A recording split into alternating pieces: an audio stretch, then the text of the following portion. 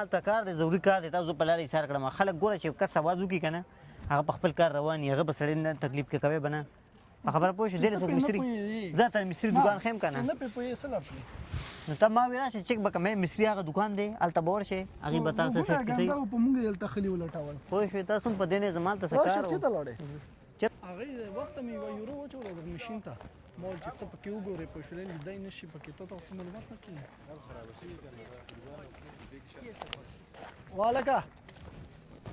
هلکه تا ته ویم اواز مرسي تا ته السلام علیکم وعلیکم السلام خیر خیر خیر که نه شکر وایه یو وخته مې مشین ته یوه یورو واچوله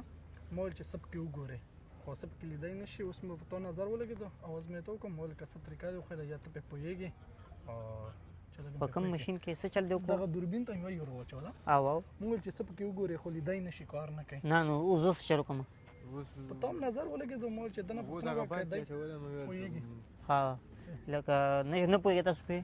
بس چې پې پوه یم چې ښه خبره مو خو هلکه پې پوه شو ته راشې ورګې نه څه غلطي ده پکې څه چل دی 5 روپۍ یې واچوله اوس پکې څه ګورې یوه یورو مې ور واچوله خو کار نه کوي څه پکې لیدی نه شي په تا هم نظر ولګېدو مونږ ویل چې دنه پوښتنه وکړه پوهېدو پې دا بیگ لږ ونیسه دا لږ ته ونیسه خفه نه شي دا 5 روپۍ دننه ده که نه یو تیلې یو راواله یو تیلې یو تیلې ماله وګورئ تیلې څه کوي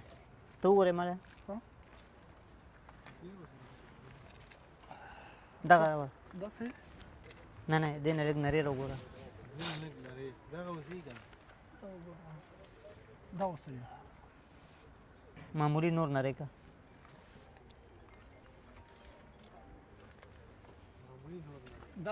دغه راکړه دا صحیح دغه صحیح دی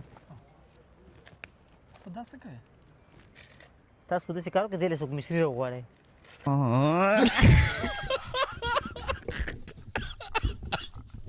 په خبره پوه شوې مثلا ته څه پاره راغلی دې له نه زما هلته څه کار دی پوه شوې دې له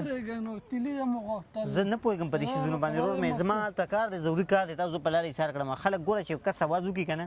هغه په خپل کار روان وي هغه به سړی نه تکلیف کې کوی به نه په خبره پوه شو دې له څوک مصري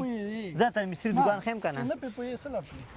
نو ته ما وی راشه چک به کوم مصري هغه دوکان دی هلته به ورشې هغې به تا څه سیټ کړي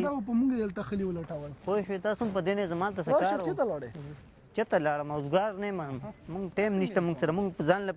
زمونږ پرون سایکل پنچر ولاړ د کور کې په هغې نه پوهېږي چې هغې که په پنچر به کوم ځای نه واچو کوم ځای نه وانهچو دې پکې